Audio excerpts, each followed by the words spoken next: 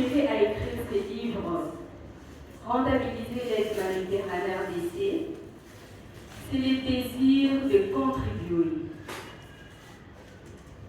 à ma manière à un Congo plus fort et plus résilient. Rentabiliser l'aide humanitaire en RDC, c'est le thème qui a réuni ce vendredi 13 mars.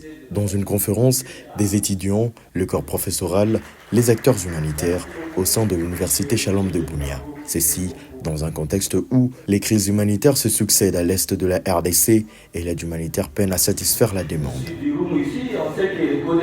L'objectif de cette journée est clair, sortir de l'urgence permanente. Il s'agit d'offrir un cadre de réflexion pour transformer l'assistance ponctuelle en un levier de développement durable. Ceci, notamment en explorant les innovations capables de maximiser l'impact auprès de populations touchées par des crises multiples. Nous voyons que les ressources deviennent de plus en plus limitées. Malheureusement, les crises continuent de s'accentuer. Donc, nous pensons qu'il est temps de penser de changer notre manière d'agir et de voir comment mieux agir. Et donc, c'est pourquoi, au travers ces livres qui est comment rentabiliser l'aide humanitaire à la RDC, nous proposons la mise en œuvre de l'approche Nexus qui souhaite à ce que l'aide humanitaire, que ça ne se limite pas que à sauver une vie, mais aussi à permettre à contribuer au développement des communautés ou à leur autonomisation, mais aussi à contribuer à la consolidation de la paix.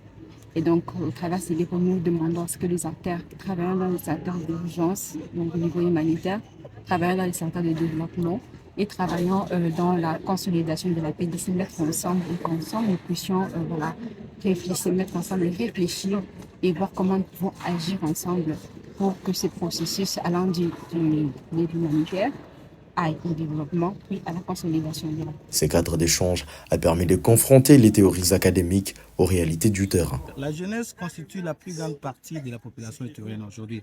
Nous sommes la force de demain.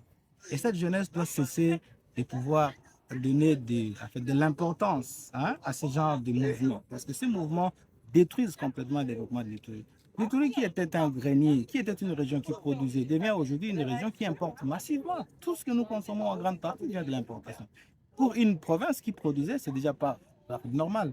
Donc la jeunesse doit cesser. J'ai toujours entendu les autorités provinciales dire nous devons nous désolidariser des groupes armés. Et je réitère la même parole, ce n'est pas qu'un slogan. Ça, c'est de la vérité. On doit se désolidariser des groupes armés, même si ces groupes armés ont des connotations tribales, ou bien viennent de nos propres communautés. À Bunia, ce forum marque une étape vers une aide plus consciente et mieux ciblée. Ici, la réponse n'est plus seulement dans la quantité de l'aide reçue, mais plutôt sa mise en œuvre efficiente. Il y a la paix, action humanitaire.